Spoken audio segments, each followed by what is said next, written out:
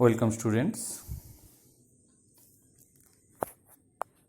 গভীর বনস্পতির ফাঁক দিয়ে সূর্যিমামার গতিপথের এই ছবিটি কতই না সুন্দর, তাই না? সবাই আমরা এটি মুগ্ধ হয়ে অনুভব করি। কিন্তু তোমরা কখনো কি ভেবেছ এটা কেন ঘটে? চলো আজ আমরা এ থেকে পর্দা উন্মোচন করি। আমাদের পরিচিত পরিবেশে যা কিছু দেখি তার বেশিরভাগই কোনো না কোনো দোবনের মাধ্যমে ঘটে থাকে। আমাদের শারীরবৃত্তীয় প্রক্রিয়াগুলিও কোনো একটি দোবনের মাধ্যমে সম্পন্ন হয়। বায়ু, জল প্রত্যেকেই এক একটি দোবন। এমনকি মেঘ, কুয়াশা, ধোঁয়া, পিতল, কাঁসা, স্টিল এরাও দোবন। দোবন হতে গেলে দুই বা ততোধিক পদার্থ দ্বারা একটি ভৌতভাবে সমসত্ব মিশ্রণ তৈরি করতে হবে এবং উপাদানগুলির আপেক্ষিক অনুপাত একটি নির্দিষ্ট সীমা পর্যন্ত পরিবর্তন করা গেলে তবেই তাকে দোবন বলবো। ভৌতভাবে সমসত্ব বলতে কি বোঝায়? না, দোবনের যে কোনো অংশের উপাদান, গঠন ও ধর্ম, বা এক কথায় আনুপাতিক পরিমাণ সমান বোঝায়। এরূপ মিশ্রণটিকে সমসত্ব বলা হবে। যেমন ধরো, 1 গ্লাস জলে 2 চামচ চিনি দিলে কিন্তু নাড়ালে না, সেক্ষেত্রে এটি সমসত্ব মিশ্রণ নয়। কারণ গ্লাসের নিচের জলের মিষ্টতা গ্লাসের ওপরের জলের মিষ্টতা চেয়ে বেশি। তবে অণুবীক্ষণ যন্ত্র দ্বারা দোবনের সমসত্বতা নিশ্চিত হলে তবেই দোবনটিকে ভৌতভাবে সমসত্ব বলতে পারবো, খালি চোখে দেখে কিন্তু নয়। দ্বিতীয় যে গুরুত্বপূর্ণ কথাটি এখানে প্রয়োগ করা হয়েছে, অর্থাৎ সংজ্ঞায়, যে নির্দিষ্ট সীমা পর্যন্ত পরিবর্তন করা যাবে। একটু আগেই বলছিলাম, 2 বা ততোধিক পদার্থ মিশ্রিত হলেই তারা সমসত্ব নাও হতে পারে। স্বল্প জলে প্রচুর পরিমাণে নুন বা চিনি যোগ করলে সেক্ষেত্রে কিন্তু সমসত্ব মিশ্রণ কখনোই উৎপন্ন হবে না। অর্থাৎ 2 বা ততোধিক পদার্থের একটি সর্বোচ্চ সীমা থাকতেই হবে। যেহেতু 2 বা ততোধিক পদার্থ একসাথে একটি ভৌত অবস্থা সৃষ্টি করছে, তাই অবশ্যই দোবন একটি মিশ্রণ। কিন্তু মিশ্রণ মানেই দোবন নয়। কিন্তু ধরো, তোমরা কয়েকজন বন্ধু মিলে চানামুড়ি খাচ্ছ, প্রত্যেকে 1 মুঠো করে নিচ্ছ। প্রত্যেক মুঠোয় কিন্তু ওই ছোলা, বাদাম এদের পরিমাণ নির্দিষ্ট নয়। অর্থাৎ এটি মিশ্র পদার্থ, কিন্তু দোবন নয়। কারণ দোবন হতে গেলে মিশ্র অবস্থাকে সমসত্ব হতেই হবে। আবার ভাবো, 1 টাকার মুড়ি, 5 টাকার চানা, সেটিও চানামুড়ি।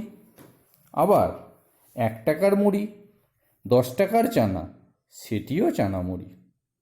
অর্থাৎ আপেক্ষিক পরিমাণের কোনো সীমা এখানে নেই। সুতরাং আমরা বলছি দোবন মাত্রই মিশ্রণ, কিন্তু মিশ্রণ মাত্রই দ্রবণ নয়। আবার দ্রবণ যে সর্বদা তরল হবে এমন কোনো কথা নেই। যেমন ধরো, গলিত তামার সাথে গলিত দস্তা বা জিঙ্ক মিশিয়ে পিতল উৎপন্ন করা হয়। এখানে পিতল হলো কঠিনে দ্রবণ। আবার বায়ু প্রধানত নাইট্রোজেন ও অক্সিজেনের সমসত্ব মিশ্রণ, তাই বায়ুকে গ্যাসীয় দ্রবণ বলা হবে। একইভাবে প্যালাডিয়াম, প্লাটিনাম, নিকেল কয়েকটি ধাতু উত্তপ্ত অবস্থায় হাইড্রোজেন গ্যাসকে শোষণ করে, তাই বলা যায় এটি কঠিনে গ্যাসের দ্রবণ। দ্রবণে যে উপাদানটির পরিমাণ বেশি থাকে তাকে সাধারণত আমরা দাবক বলি, এবং যার পরিমাণ কম থাকে তাকে দাব বলি। চিত্রে দেখো, দাব কণাগুলি দাবকে যোগ করে দ্রবণ তৈরি হচ্ছে, তাই বলা হয়েছে দ্রাব প্লাস দাবক সমান দ্রবণ। কিন্তু এই যে বললাম যে দ্রবণে যে উপাদানটির পরিমাণ বেশি থাকে তাকে দাবক এবং যেটির পরিমাণ কম থাকে তাকে দাব, তথ্যটি কিন্তু সর্বক্ষেত্রে প্রযোজ্য নয়। ধরো 100 ml জলে 10 ml অ্যালকোহল দ্রবীভূত করেছ, তাহলে জল দাবক এবং অ্যালকোহল দাব, এটা সংজ্ঞা যা বলা হয়েছে তার সঙ্গে মিলে গেল, কারণ জলের পরিমাণ বেশি এবং আমরা এর আগে যে তথ্য দিলাম তার সঙ্গে সহমত পোষণ করছে। কিন্তু ধরো 80 গ্রাম জলে 100 গ্রাম অ্যালকোহল মিশিয়ে একটি দ্রবণ তৈরি করা হয়েছে। এখানে দ্রবণটি তরল বলে এবং অ্যালকোহলের পরিমাণ বেশি বলে অ্যালকোহলটি দাবক। এটাও আমাদের আগের তথ্যকে সমর্থন করছে, কারণ যেটির পরিমাণ বেশি। কিন্তু এবার ধরো 40 গ্রাম জলে 50 গ্রাম লবণ মিশিয়ে একটি দ্রবণ তৈরি করা হলো। এই দ্রবণে সাধারণ লবণের পরিমাণ বেশি বটে, কিন্তু দ্রবণ ও জলের ভৌত অবস্থা একই হওয়ায় জল কিন্তু দাবক এবং সাধারণ লবণ কিন্তু দ্রাব। অর্থাৎ দ্রবণে কোনো উপাদান বেশি বা কমের চেয়েও গুরুত্বপূর্ণ কথা হলো যেটি দাবক হতে পারে দ্রবণ ওই উপাদানের ভৌত অবস্থা এক হওয়া উচিত। অর্থাৎ কোনো উপাদানের পরিমাণ কম হলেও সেটি দাবক হতে পারে যদি দ্রবণ ওই উপাদানের দ্রবণ ও ওই উপাদানের ভৌত অবস্থা এক হয়। অধিকাংশ ক্ষেত্রে আমরা জলকে দাবক হিসেবে ব্যবহার করি, কারণ জলকে সহজে ও নিরাপদে ব্যবহার করা যায় এবং আমাদের পরিচিত বেশিরভাগ কঠিন তরল গ্যাসীয় পদার্থগুলি জলে দ্রবীভূত হয়, তাই জলকে সার্বজনীন দাবক বলে। জল একটি অজৈব দাবক। রাসায়নিক বন্ধন পড়ার সময় আমরা ক্লাস 10-এ বলবো যে জল একটি পোলার দাবকও। জলের ন্যায় আরও একটি দাবক, যেমন ধরো তরল অ্যামোনিয়া। আবার কয়েকটি অজলীয় দাবক যেমন ধরো তরল carbon disulphide, benzene, chloroform, alcohol, এগুলো প্রধানত ননপোলার দ্রাবক বা অজলীয় দ্রাবক, যাতে সাধারণত সমযোজী পদার্থগুলি অধিক পরিমাণে দ্রবীভূত হয়। এবারে আমরা আসছি দ্রবণের প্রকারভেদে। তিনটি কাঁচের গ্লাস নাও, যাতে নির্দিষ্ট পরিমাণে জল আছে। ধরে নাও প্রথমটি এ, দ্বিতীয়টি বি এবং তৃতীয়টি সি। প্রথমটিতে 1 চামচ নুন, দ্বিতীয়টিতে 1 চামচ গুঁড়ো দুধ ও তৃতীয়টিতে 1 চামচ বালি যোগ করে চামচ দ্বারা বেশ কয়েকবার আন্দোলিত করে রেখে দাও। কিছুক্ষণ পর আমরা দেখব প্রথম গ্লাসটি স্বচ্ছ দ্রবণ প্রদর্শন করেছে এবং লবণ যে দ্রবীভূত আছে তা দেখে কোনোভাবেই বোঝা যাচ্ছে না। দ্বিতীয় গ্লাসটি একটি ঘোলা অসমসত্ব মিশ্রণ তৈরি করছে, অর্থাৎ যেটিতে আমরা গুঁড়ো দুধ যোগ করেছিলাম, এবং দীর্ঘক্ষণ রাখার পরও তার এই অবস্থার কোনো পরিবর্তন হচ্ছে না। তৃতীয়টিতে দেখা যাচ্ছে যে বালি নিচে পড়ে গেছে, উপরের জল স্বচ্ছ হিসেবে দেখতে পাচ্ছি। এবার এই তিনটি গ্লাসের দ্রবণকে আলাদা আলাদাভাবে ফিল্টার পেপারের মধ্য দিয়ে পাঠানো হলো। আমরা কি দেখব? ফিল্টার পেপার একটি স্পেশাল পেপার যার মধ্য দিয়ে জল সহজেই পাস করতে পারে। তোমরা হয়তো ফিল্টার পেপার দেখেছো কিংবা দেখোনি। তো টিস্যু পেপার অ্যাকচুয়ালি একটি ফিল্টার পেপার বললে ভুল কিছু হবে না। আর এরপরে আমি আসবো পার্চমেন্ট পেপার। পার্চমেন্ট পেপার প্রকৃতপক্ষে আমরা যে বাপুজি কেক টেক যে প্যাকেট কভার করা থাকে এগুলোকেও পার্চমেন্ট পেপার, বা এইখানে আমি যে ছবি দিয়েছি কেকের যে প্যাকেটগুলো, মানে এমনি বাটি কেক যেগুলোকে বলে তার যে কভারগুলো, এগুলো সব হচ্ছে পার্চমেন্ট পেপার। তো যেটা বলছিলাম, এই তিনটি গ্লাসের দ্রবণকে আলাদা আলাদাভাবে ফিল্টার পেপারের মধ্য দিয়ে পাঠানো হলো। এ ও বি গ্লাসের জল ফিল্টার করার পরও কোনো পরিবর্তন হয়নি। মানে এ তো স্বচ্ছ দ্রবণ ছিল, স্বচ্ছই থাকবে, ফিল্টার করার আগে ও পরে কোনো রূপ চেঞ্জ হয়নি। বি এর ক্ষেত্রেও তাই হবে, যেরকম অস্বচ্ছ দ্রবণ ছিল সেরকমই ফিল্টার পেপার দিয়ে পাস করে অন্য পাত্রে গিয়ে জমা হবে। পরিবর্তনটা আমরা কেবল লক্ষ্য করব সি গ্লাসের ক্ষেত্রে, যেটা চিত্রে আমি দেখিয়েছি। দেখো, সি গ্লাসের ক্ষেত্রে কাদা বালি এই সমস্ত জিনিসগুলো ফিল্টার পেপারে আটকে যাবে, যেটাকে আমরা অদক্ষেপ বলছি।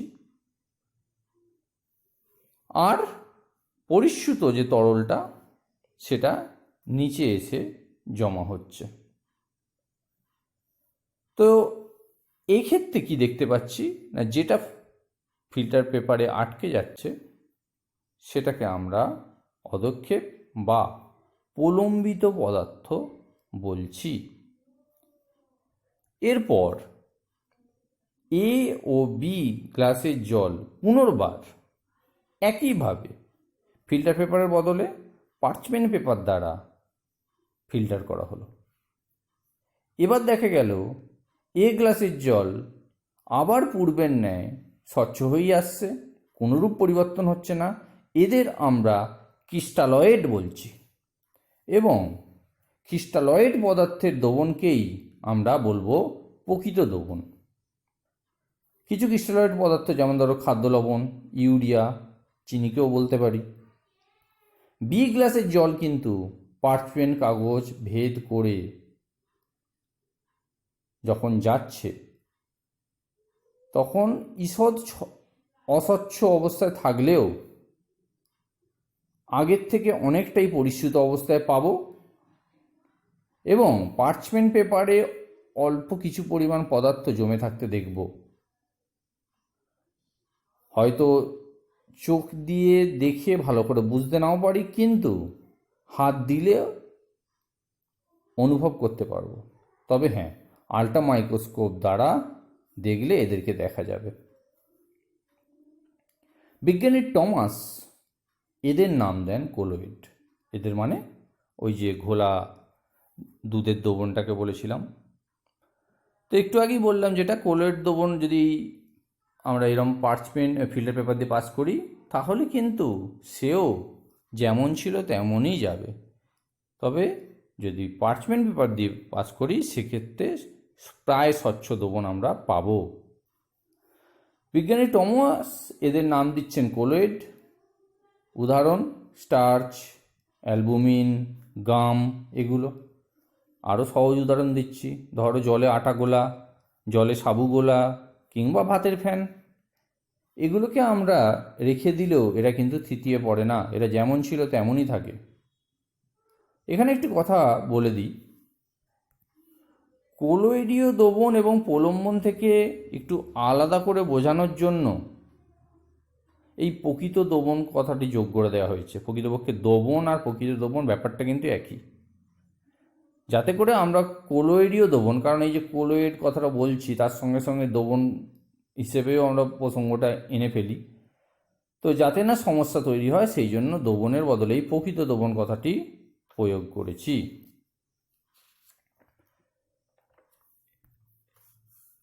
এই ব্যাপন ক্ষমতা উপর ভিত্তি করে গ্রাহাম পদার্থটিকে দুটি শ্রেণীতে ভাগ করেছিলেন, ক্রিস্টালয়েড আর কোলয়েড। তবে কোলয়েড কোনো একটি পদার্থ নয়, মানে কোলয়েড কোনো একটি নির্দিষ্ট পদার্থ নয়, পদার্থের অবস্থা মাত্র। একই পদার্থ বিভিন্ন দাবকে কোলয়েড বা ক্রিস্টালয়েড হিসেবে আচরণ করতে পারে। যেমন ধরো NaCl জলীয় দ্রবণ ক্রিস্টালয়েডের মতো আচরণ করবে, মানে জলে দিলাম নুন, সেটা দিয়া যে গোলার পর নুন যে দ্রবীভূত আছে সেটা দেখে কিন্তু বোঝা যাবে না, তাকে বোঝার জন্য অন্য উপায় আমাদের অবলম্বন করতে হবে। কিন্তু এই NaClকে বেঞ্জিন দ্রাবকে দ্রবীভূত করলে সেই দ্রবণটি কিন্তু কোলয়েড দ্রবণের ন্যায় আচরণ করবে। সুতরাং কোলয়েড কোনো নির্দিষ্ট পদার্থ নয়, বা কোলয়েড কোনো নির্দিষ্ট পদার্থের দ্রবণও নয়, পদার্থের অবস্থা মাত্র। কি অবস্থায়, অর্থাৎ কোন দ্রাবকে মেশানো হচ্ছে কোন পদার্থকে, সেটাই হচ্ছে আসল কথা। যেমন আমরা প্রকৃত দ্রবণের ক্ষেত্রে দাব আর দাবক ব্যবহার করছিলাম, কোলয়েডের ক্ষেত্রে আমরা একটু এটার পরিবর্তন করছি। প্রকৃত দ্রবণের ক্ষেত্রে আমরা যেহেতু দাবক এবং দাব কথাটি প্রয়োগ করেছি, কোলয়েড দ্রবণের ক্ষেত্রে একই রূপে বিস্তৃত দশা ও বিস্তার মাধ্যমের কথা বলছি। অর্থাৎ যেটি দ্রাব সেই কনসেপ্টে এখানে বলছি বিস্তৃত দশা, আর যেটি দাবক মানে যার মধ্যে দ্রাব কণাটি দ্রবীভূত হচ্ছিল এক্ষেত্রে বলছি বিস্তার মাধ্যম। অর্থাৎ ধরো এটাও জলের মতো, আর এটা ধরো বিস্তৃত দশা মানে যাকে গোলা হচ্ছে, তাহলে এইটা যখন বিস্তার মাধ্যমে গেল তৈরি হচ্ছে কোলয়েড দ্রবণ। তাহলে আগে বলতাম এটা দ্রাব এটা দাবক এবং যেটা তৈরি হচ্ছে দ্রবণ, এখানে বলছি যেটা দ্রবীভূত হচ্ছে সেটা বিস্তৃত দশা, যাতে দ্রবীভূত হচ্ছে সেটা বিস্তার মাধ্যম, যেটা তৈরি করছে সেটা কোলয়েড দ্রবণ কথাটি প্রয়োগ করতেও পারো নাও করতে পারো। কোলয়েডকে যদি রেখে দেওয়া হয় সামান্য, মানে দীর্ঘদিন রেখে দেওয়ার ফলে সামান্য একটু থিতিয়ে পড়তে পারে, কিন্তু তার বেশিরভাগ অংশই যেমন ছিল তেমন থেকে যায়। প্রকৃত দ্রবণ ও কোলয়েড থেকে দাব তথা বিস্তৃত দশা আপনা আপনি কিন্তু থিতিয়ে পড়ে না, তবে প্রলম্বন থেকে কণাগুলি অভিকর্ষীয় বলের প্রভাবে ধীরে ধীরে থিতিয়ে পড়ে। এখন আমাদের এটা জানতে হবে প্রকৃত দ্রবণ, কোলয়েডীয় দ্রবণ এবং প্রলম্বন হওয়ার পিছনের প্রধান কারণটা কি।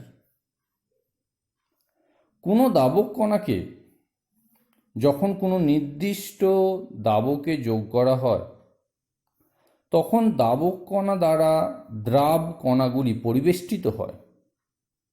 ঘটনাটিকে সলভেশন বা দাবকায়ন বলে। দাবক হিসেবে জল ব্যবহার করলে ঘটনাটিকে হাইড্রেশন বলে। এখন এমন যদি হয় দাবের কণাগুলি এতটাই ক্ষুদ্র যা দাবকের কণাগুলির ফাঁকে তারা অবস্থান করে ফেলছে, আলাদা করে কোনো জায়গার প্রয়োজন পড়ছে না, ফলস্বরূপ দ্রবীভূত করার আগে বা পরে তার অবস্থার কোনো চাক্ষুষ পরিবর্তন আমরা পাচ্ছি না,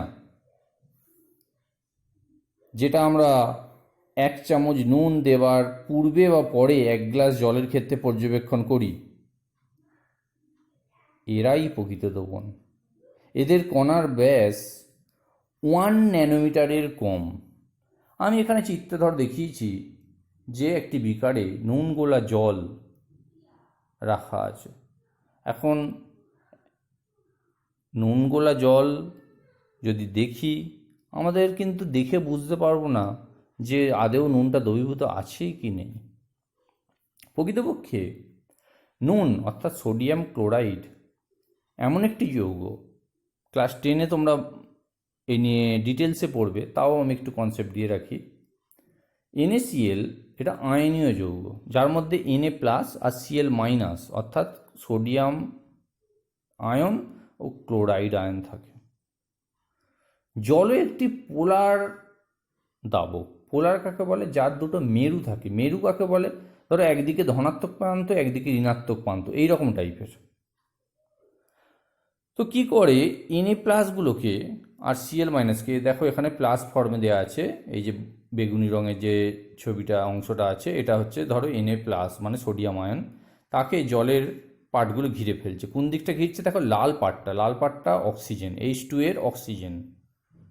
আর ঠিক ক্লোরাইড আয়নকে যেটা মাইনাস নিচে, তাকে কোন দিকটা ঘিরছে দেখো, সাদা অংশগুলোকে। সাদাগুলো হচ্ছে হাইড্রোজেন, H2 এর দুটো হাইড্রোজেন। এই অবস্থাটা কিন্তু বলছি আমরা দ্রবীভবন বা জলের ক্ষেত্রে হাইড্রেশন হচ্ছে। এর ফলে কিন্তু দাবের কণাগুলো এই যে বিয়োজিত হয়ে অবস্থান করছে, বেশ স্থায়িত্ব অর্জন করছে, এবং এই স্থায়িত্বটাই হচ্ছে তার জলেতে দ্রবীভূত হওয়ার পিছনের কারণ।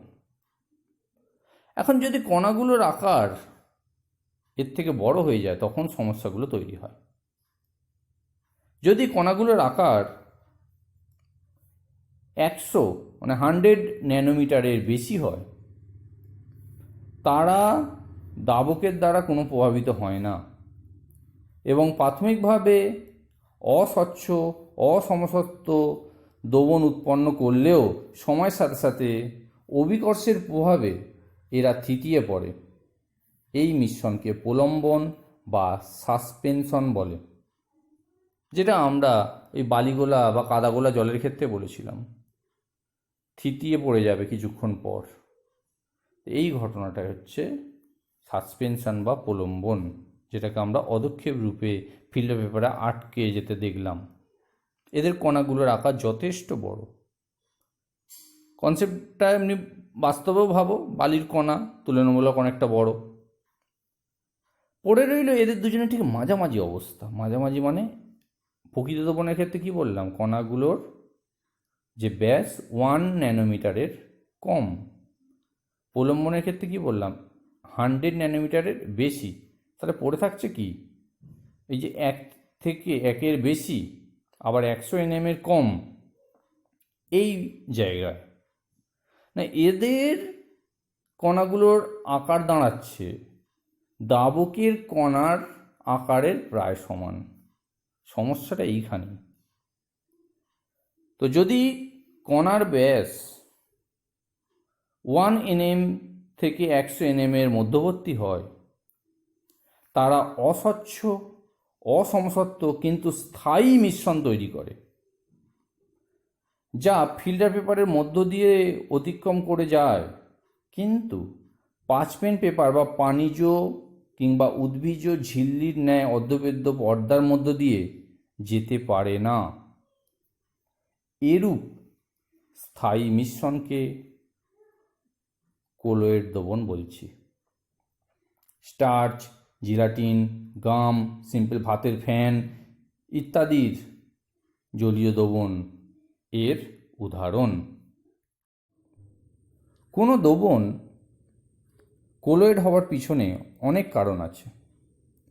তোমাদের লেভেলে আমি এইটুকু বলবো, কণাগুলি থিতিয়ে পড়ে না যাওয়ার পেছনে প্রধানত বায়নীয় গতি, যা কিনা অভিকর্ষের বিপরীতে কাজ করে, তার মুখ্য ভূমিকা আছে। কোনো দ্রবণ কোলয়েড কি প্রকৃত তা জানার একটি উপায় আছে, সেটি হলো টিন্ডাল প্রভাব। সাধারণ লবণ জলের মধ্য দিয়ে একবর্ণী লেজার লাইট অতি সহজে অতিক্রম করে যায়, কিন্তু কোলয়েডের দ্রবণ মধ্য দিয়ে যদি এরকম একবর্ণী একটি লেজার লাইট পাঠানো হয়, তখন কোলয়েড কণা দ্বারা আলোর বিচ্ছুরণ ঘটে, ফলে আলোর গতিপথ আমরা দেখতে পাই।